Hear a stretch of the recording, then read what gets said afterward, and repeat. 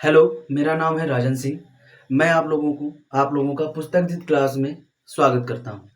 हम लोग पिछली क्लास में मूल प्रभाज के बारे में बात कर चुके थे, लेकिन आज थोड़ा-सा हम और इसके बारे में बात करेंगे और थोड़ा-सा देखेंगे परिभाषा इसके बारे में, ठीक है? तो मूल प्रभाज होता क्या है? यानी देखो मूल प्रभाज को हम लोग अगर हम बात करें तो मूल प्रभाज को हम लोग 2 या 3 नामों से जानते हैं। पहला नाम है हमारे पास मूल अंश, दूसरा नाम है हमारे पास मूल प्रभाज, तीसरा नाम है हमारे पास मूल भिन्न, ठीक है? और इंग्लिश में इसको हम लोग कहते हैं मोल फ्रैक्शन। क्या कहते हैं इसको? मोल फ्रैक्शन कहते हैं, ठीक है?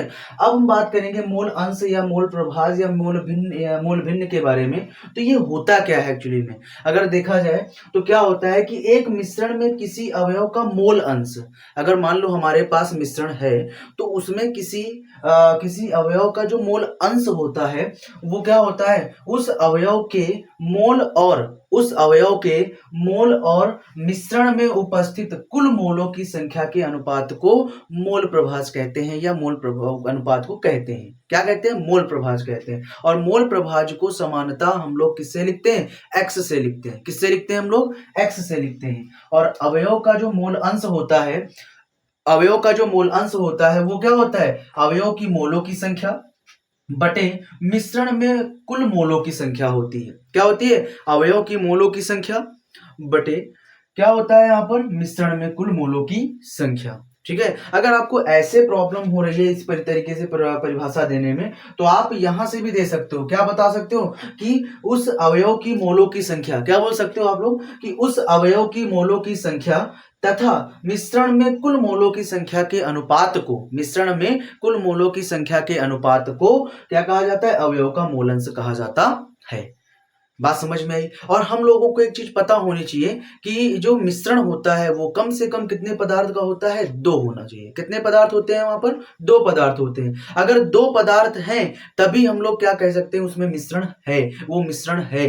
तभी वो क्या हो सकता है? समांगी मिश्रण हो सकता है। तभी वो क्या हो सकता है? विषमांगी मिश्रण हो सकता है। बात समझ में आई नहीं है? अगर मान लो कि हमारे पास 2 पदार्थ है ही नहीं और उस पदार्थ को मैं केवल एक ही पदार्थ लेकर मिश्रण बना रहा हूं तो ऐसा नहीं हो सकता। बात समझ में आई नहीं है? तो हम लोग क्या कम से कम कितने पदार्थ होना चाहिए? 2 पदार्थ होना चाहिए। तो 2 पदार्थ होगा तभी जाकर मिश्रण बनेगा। और 2 पदार्थ होने से ही हम लोग क्या निकाल सकते हैं? मोल अंश निकाल सकते हैं। 2 पदार्थ से ही हम लोग क्या बना सकते हैं? विलयन बना सकते हैं। कम से कम 2 पदार्थ। बात समझ में आई नहीं है? तो आगे बढ़ते हैं यहाँ पर। तो मोल अंश एक बार फिर से देख लेते हैं। तो मोल अंश क्या होता है कि एक मिश्रण में किसी अवयव का जो मोल अंश होता है उस अवयव की मोलों की संख्या बटे क्या होती है? मिश्रण में कुल मोलों की संख्या बराबर होता है अवयव के मोल अंश के बराबर, ठीक है? या फिर मोल प्रभाज के बराबर, या फिर मोल भिन्न के बराबर, या फिर मोल फ्रैक्शन के बराबर, ठीक है?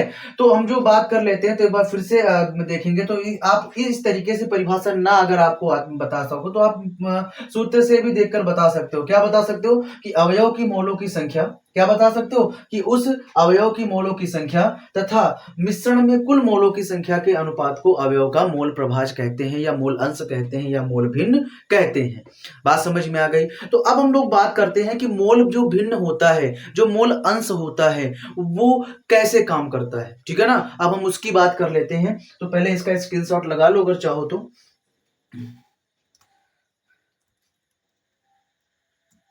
ठीक है, तो अगर हम बात कर लेते हैं तो मोल अंश और मोल भिन्न कैसे यूज करते हैं तो उसकी हम लोग बात कर लेते हैं। तो देखो हमारे पास कम से कम, यानी कम से कम कैसा होना चाहिए? एक द्विअंगी पदार्थ होना चाहिए। क्या होना चाहिए? कम से कम द्विअंगी मिश्रण होना चाहिए, ठीक है? यदि हमारे पास द्विअंगी मिश्रण है, मान लेते हैं यदि द्विअंगी मिश्रण है, क्या बात कर लेते हैं? यदि हमारे पास क्या है? यदि द्विअंगी मिश्रण है, क्या है? द्विअंगी द्विअंगी मिश्रण है हमारे पास। क्या है यहाँ पर? द्विअंगी मिश्रण, ठीक है? द्विअंगी हमारे पास मिश्रण है और द्विअंगी मिश्रण को हम लोग मान लेते हैं कि द्विअंगी मिश्रण में अवयव हमारे पास ए और बी है। क्या है? द्विअंगी मिश्रण में जो हमारे पास अवयव हैं वो कितने हैं? ए और बी हैं। तो यहाँ पर हम मान लेंगे तो क्या हो जाएगा? अवयव जो है हमारे पास अवयव क्या हो जाएंगे? ए तथा बी है। क्या है? ए तथा बी है, ठीक है, ए तथा बी है। ठीक है, अब यहां से हम थोड़ा सा आगे बढ़ते हैं इसको सूत्र के रूप में लिखने के लिए। ठीक है ना, तो यानी कहने का मतलब ये कि हमारे पास एक द्विअंगी मिश्रण है जिसमें हमारे पास क्या है, अवयव कितने हैं, ए तथा बी हैं। ठीक है, अब ए तथा बी के बाद, अब ए तथा बी हमारे पास अवयव हैं, तो ए तथा बी का जो हमारे पास मूल अंश मोल भी होगा। ठीक है, तो हम लोग क्या लिखेंगे, अगर हम बात कर लेते हैं तो ए तथा बी का जो हमारे पास मूल अंश होगा, यानी हम कह सकते हैं कि जिनके मोलों की संख्या, क्या लिख सकते हैं, जिनके मोलों की संख्या, क्या लिख सकते हैं यहां पर, जिनके मोलों की संख्या, जिनके मोलों की जो संख्या है वो क्या है, मान लिया हम लोगों ने, यानी अवयव ए का जो होगा उसको हम लोग किससे लिखेंगे, Na से, तथा अवयव जो बी होगा वो किसके लिखेंगे, Nb से लिखेंगे। किससे लिखेंगे, Nb से लिखेंगे। ठीक है ना, अब बी है तो या कह सकते हो तब अगर हम बात करें तब हमारे पास मोल अंश क्या होगा, ये तब हमारे पास मोल अंश हम कह सकते हैं तब इनके मोल अंश XA तथा XB हो तो, ठीक है ना, तब इनके मूल अंश क्या होने चाहिए, XA तथा XB हो तो क्या हो जाएगा, XA के लिए, किसके लिए, XA के लिए हमारे पास अवयव की मोलों की संख्या, तो जिसका हम कहेंगे उसका ही क्या रखेंगे, अब उस अवयव की मोलों की संख्या और कुल मिश्रण की मोलों की संख्या होगी। तो यानी कहने का मतलब यह है कि XA इज इक्वल टू हो जाएगा क्या, Na बटे, यहां पर हो जाएगा Na प्लस का क्या हो जाएगा, यहां पर Nb हो जाएगा। क्या हो जाएगा, Na upon Na plus Nb। इसका कहने का मतलब ये है कि अवयव की जो मोलों की संख्या यहां पर क्या है, यानी अवयव किसका है, ये अवयव ए का है, तो अवयव ए की जो मोलों की संख्या होगी वो क्या होगी, Na होगी, और जो हमारे पास कुल मिश्रण होगा, कुल मिश्रण के मोलों की संख्या जो होगी वो क्या होगी, Na प्लस Nb होगी। क्या होगी, Na प्लस Nb होगी। बात समझ में आई। इसी तरीके से हम लोग क्या निकाल सकते हैं, इसी तरीके से हम लोग यहाँ पर XB निकाल सकते हैं। क्या निकाल सकते हो, XB। तो XB क्या हो जाएगा, बिल्कुल जहां पर हम लोग क्या देखेंगे, यहाँ पर XB दिख रहा है, यहाँ पर XB दिख रहा है, तो XB से क्या हो जाएगा, यहाँ पर NB हो जाएगा, और कुल मिश्रण हमारे पास क्या है, A और B, और दोनों को मिलाकर क्या बन जाता है हमारे पास, Na प्लस Nb बन जाता है। क्या बन जाता है, Na प्लस Nb बन जाता है। तो मतलब ये इस तरीके से हम लोग क्या निकाल लेते हैं, मूल अंश निकाल लेते हैं प्रत्येक का, यानी प्रत्येक अवयव का मूल अंश निकाल लेते हैं इसी तरीके से। बात समझ में आई नहीं आई, तो इतने में देखो हमने क्या लिया, फिर से एक बार समझ लेते हैं। हमारे पास हमें पता है कि अगर हम मूल अंश पढ़ रहे हैं तो मूल अंश में द्विअंगी मिश्रण होगा, और द्विअंगी मिश्रण में हम लोगों ने क्या कहा कि A तथा B हमारे पास कौन कौन से अवयव हैं, A तथा B हैं, और जब A तथा B हमारे पास अवयव हैं तो उनके मूल अंश मतलब मोलों की संख्या भी होगी। तो क्या हो जाएगा, जब हमारे पास क्या है, A तथा B हमारे पास मोलों की संख्या है, सॉरी A तथा B हमारे पास अवयव हैं, तो जिनके मोलों की संख्या कितनी हो जाएगी, Na तथा Nb हो जाएगी। इसी तरीके से इनके क्या हो जाएंगे हमारे पास मोल अंश, तो मोल अंश कितने क्या हो जाएंगे, XA या और XB। तो XA का क्या हो जाएगा, XA इज इक्वल टू हो जाएगा Na अपॉन में Na प्लस Nb, और XB का क्या हो जाएगा, Nb upon Na plus Nb हो जाएगा। बात समझ में आई ना। ये एक छोटा सा है, ज्यादा कुछ खास नहीं है, लेकिन हाँ ये इंपॉर्टेंट थोड़ा सा ये हो जाता है कि यहाँ से क्वेश्चन आपके फंसते हैं। ठीक है, आते भी हैं फंसते भी हैं। अभी हम हेनरी के में भी मूल अंश का उपयोग करेंगे। ठीक है, हेनरी में भी देखेंगे, राउल्ट के नियम में भी इसका मूल अंश का उपयोग होगा। धीरे धीरे जैसे हम आगे बढ़ते जाएंगे वहां पर इसका उपयोग धीरे धीरे बढ़ता चला जाएगा। ठीक है, आप देखो ध्यान से, अब इतनी बात तो हो गई, लेकिन हमें तो पता है ना कि मोल बराबर क्या होता है, मोल बराबर होता है यानी किसी पदार्थ का जो मोल होता है वो क्या होता है, भार बटा अणुभार। क्या होता है, भार बटा अणुभार। और जब भार बटा अणुभार आ जाएगा तब क्या कंडीशन हो जाएगी यहाँ पर, तब उसकी हम लोग बात कर लेते हैं। ठीक है, इसके आगे बढ़ते हैं तो देखते हैं जल्दी से इसमें क्या हो जाएगा। देखो, अगर हमारे पास यहाँ पर क्या हो जाए, भार आ जाए, यानी कहने का मतलब मोलों की संख्या दी मोलों की जो संख्या है वो किसके बराबर हो जाती है, भार बटा अणुभार के।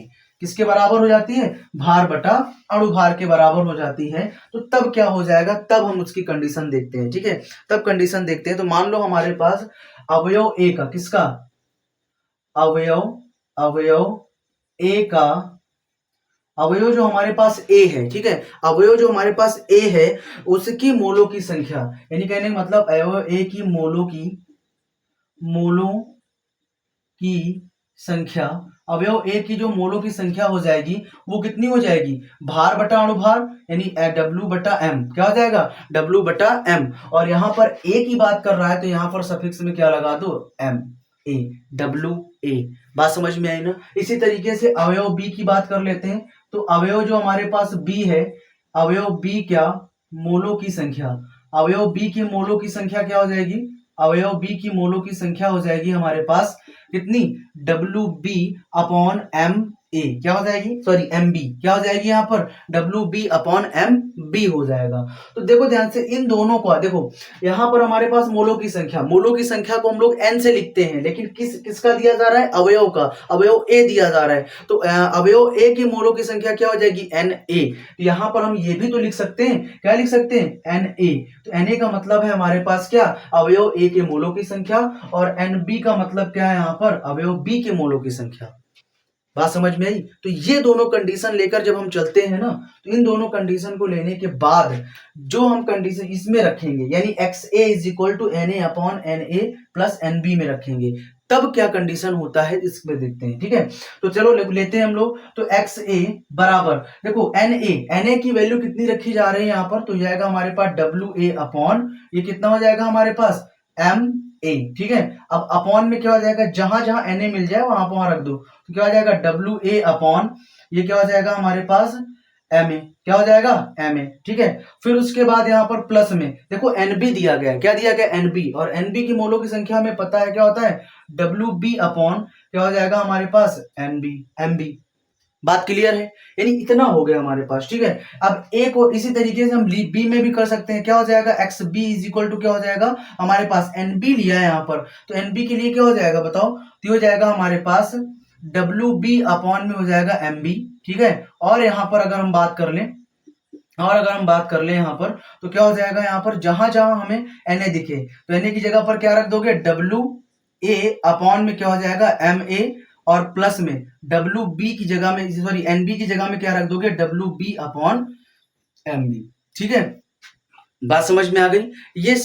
ये आपका जो यहाँ पर आपका बता रहा है, क्या बता रहा है, डब्ल्यू ए। तो डब्ल्यू ए किसको बता रहा है, डब्ल्यू ए बता रहा है हमारे पास अवयव ए का भार, जो भार दिया जाता है। और एम ए क्या बता रहा है, एम ए बता रहा है जो हमारे पास अवयव दिया जा रहा है उसका क्या है, ये उसका ये हमारे पास अणुभार है। बात समझ में आई नहीं, सब मैं क्लियर करता रहूंगा धीरे धीरे। ठीक है, अब चाहो तो आप इसको ऐसे लिख लो, है ना, ये भी एक, इसका एक फार्मूला ये होता है हमारे पास, X A is equal to N A upon N A plus N B, और दूसरा एक फार्मूला होता है हमारे पास, X A is equal to W A upon M A upon W A upon M A plus W B upon M A, बस M B. ठीक है, बात क्लियर है ना। इसी तरीके से ये दोनों हमारे पास निकल कर आते हैं। ठीक है, तो जल्दी से इसका स्क्रीनशॉट लगा लो और उसके बाद आगे बढ़ते हैं हम लोग।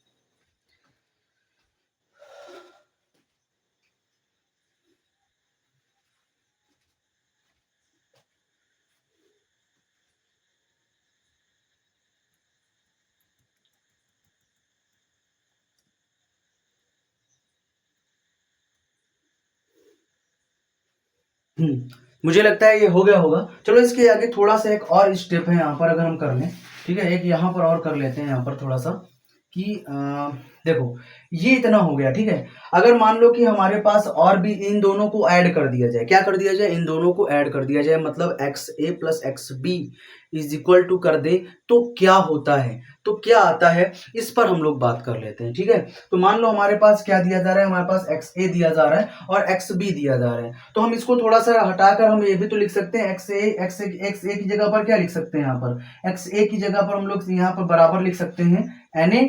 ठीक है, इसकी जगह पर क्या लिख सकते हैं, एन ए, और इसकी जगह पर लिख सकते हैं N A plus N B. बात समझ में आई, है ना। ठीक है, अब इसको एक समीकरण एक मान लेते हैं। अब यहाँ पर हम इसमें देख लेते हैं क्या, एक्स बी को देख लो, तो क्या हो जाएगा हमारे पास, ये हो जाएगा N A, sorry N B हो जाएगा, और अपॉन में कितना हो जाएगा यहाँ पर N B plus N A हो जाएगा। ठीक है, इस तरीके से आगे पीछे कर सकते हो, प्लस है ये। ठीक है, अब इन दोनों को क्या, समीकरण को क्या, समीकरण दो क्या मान लो इसको, समीकरण दो मान लो इसको। ठीक है, और समीकरण दो और समीकरण एक को क्या कर लेते हैं हम लोग, ऐड कर लेते हैं। ठीक है, ऐड कर लेते हैं, तो क्या बन जाएगा हमारे पास, ये बन जाएगा हमारे पास X A plus X B. ठीक है, मैं यहां पर लिख देता हूं समीकरण 1 प्लस समीकरण 2। ठीक है, जैसे हम लोग यहाँ पर लिखेंगे तो समीकरण 1 प्लस समीकरण 2 को हम लोग क्या कर रहे हैं, यहाँ पर ऐड कर रहे हैं। तो जैसे ही ऐड करेंगे तो क्या हो जाएगा, X A plus X B is equal to क्या हो जाएगा, एन ए अपॉन में हो जाएगा एन ए प्लस का एन बी, और यहाँ पर बीच में फिर प्लस लग जाएगा और हो जाएगा हमारे पास एन ए एन बी, और अपॉन में क्या हो जाएगा, एन बी प्लस का क्या हो जाएगा यहाँ पर एन ए। ठीक है, इन दोनों को देखो यहाँ पर क्या है, हर समान है। ठीक है, तो क्या हो जाएंगी, अंश ऊपर जुड़ जाएगा, तो ये हो जाएगा हमारे पास क्या, एक्स ए और ये हो जाएगा X B is equal to हो जाएगा, इन दोनों को ऐड करोगे कितना हो जाएगा, N A plus N B, और अपॉन में हो जाएगा हमारे पास N A plus N B, और दोनों देखो ऊपर और नीचे दोनों ही बराबर हैं, तो क्या हो जाएगा, वन टाइम ये चला जाएगा, तो ये हो जाएगा हमारे पास कितना, x A plus X B, और यहाँ पर हो जाएगा हमारे पास कितना, 1। तो हम लोग कह सकते हैं, क्या कह सकते हो कि अगर हम बात कर लें कि हमारे पास दोनों अवयवों का अगर मोल अंश या मोल प्रभाज या मोल भिन्न निकल रहा है, ठीक है, मोल अंश या मोल प्रभाज या मोल भिन्न निकल रहा है, तब हम लोग कह सकते हैं कि इन दोनों का योग जो होगा, यानी इन दोनों का जो मिश्रण का योग होगा वो हमेशा किसके बराबर होगा, 1 के बराबर होगा। बात समझ में आई? जरूरी नहीं कि हमारे पास 2 मिश्रण दिया जाए, 3 भी हो सकता है। अगर मान लो यहाँ पर मुझे मिल जाए, अगर मुझे मिल जाए क्या, x A plus X B है ना, प्लस एक्स सी है ना, फिर उसके बाद हम यहाँ पर लिख सकते हैं डॉट डॉट डॉट, तो इसका मान हमेशा कितना होता है, ऐड करने पर वो हमेशा कितना हो जाता है, 0 के बराबर, सॉरी 1 के बराबर हो जाता है। किसके बराबर होता है, 1 के बराबर हो जाता है। बात क्लियर है, इतनी बात? ठीक है, जल्दी से अगर आप इसको स्क्रीनशॉट लगा लो, आगे बढ़ते हैं हम लोग।